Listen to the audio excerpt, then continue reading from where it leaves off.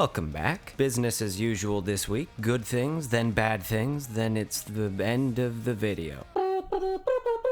The episode looked very pretty. The set design is sumptuous. The Red Castle has just the right amount of MC Escher trippiness mixed with a rather generous dose of the thing from the movie I forgot the name of. Some of the other locales, like the Lorax and Dragon Barrow, look alright as well. Partially because the lighting isn't half bad. They actually acknowledge the direction the sun is facing in this scene, and the curious cat casting a light wherever he goes is neat. There's also an atmospheric haze inside the castle that creates depth, separates background elements from the foreground, and it just looks lovely. These scenes from volumes 7 and 8 also had a layer of haze to them, and it really grounded them in reality, so it's cool to see them continuing to use the technique because it looked good. I really enjoyed the camera work in this episode. Rather than a plain shot, reverse shot setup, these angles are much more functional and inspired. The camera moves around a lot too, and it really helps to pull you into the action rather than feeling like a cheap substitute for motion, like in these examples. Remember how in the previous volumes the exposition would get so dense that the camera guy just gives up and starts looking at the bookshelf?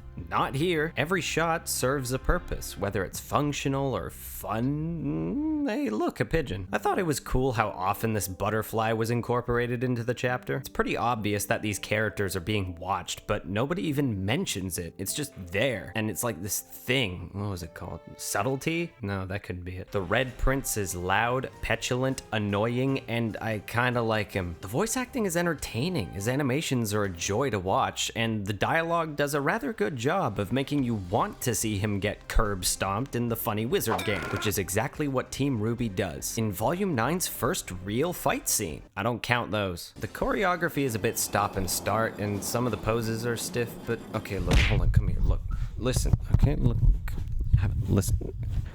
I don't care. I haven't had this much fun watching Ruby in years. Just let me have this. And the music. Woo! Casey and Martin are doing some fantastic work this volume because Checkmate is an absolute strawberry jam. Cool game, you should download it. The little guys are alive, and they're great. It injects so much personality into what would have otherwise been a fairly standard chess conversation. Ruby's pawns are exhausted and unmotivated, kicking their feet back the moment they're carried away on the magic stretcher, which is an amazing idea. I love it. When the little guys see they have a shot at winning, they obtain the courage to actually contribute to the fight. Then they all start killing each other. All the pieces join in, including the ones on Ruby's team, and the ones who died before come back and use the stretchers as surfboards? Are you kidding me? What is this volume? It's so creative!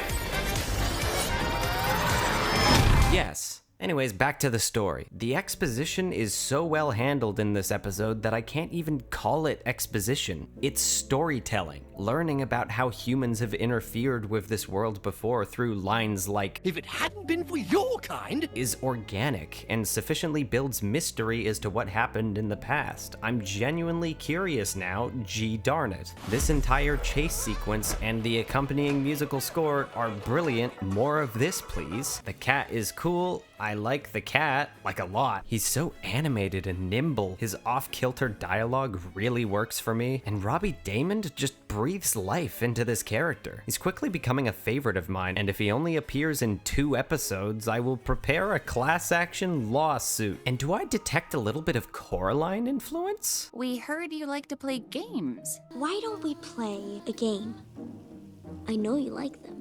Everybody likes games. Hey, I'm not judging. It's nice to see they're referencing more than just Alice in Wonderland for this season. The comedy is more of the same, which is why it came as such a surprise to me that I didn't really mind it. Nothing in particular stood out as abrasive or hugely cringeworthy. I think it's because the jovial tone of the chapter overall made it much more thematically appropriate. Or it's the Stockholm Syndrome talking, I don't know. Anyways, I'm gonna talk about the The opening minutes of the episode were a bit clunky in my opinion. Ruby's dialogue is fine and the Red Prince is good fun, but these three annoy me for some reason. Just doesn't feel like they're actually contributing to the conversation. They're just kind of stating the obvious and expositing things we're currently looking at. Chapter 3 was mostly a plot-driven episode, so there's really nothing in the way of character moments here. They're probably saving them for the quieter beats in the future, but it would have been nice to see these guys do more than just exposition. Neo's finally here, and it didn't really do anything for me. Don't get me wrong, the idea behind the scene is cool, but its placement at the end of the episode is awkward. I think it's supposed to be a cliffhanger, but I'm really not sure what it's supposed to communicate. It's so disconnected from everything prior that it might have been better if they saved it for next week, because there's a good chance that people watching the show passively will forget it was a thing, just like I did until this very moment.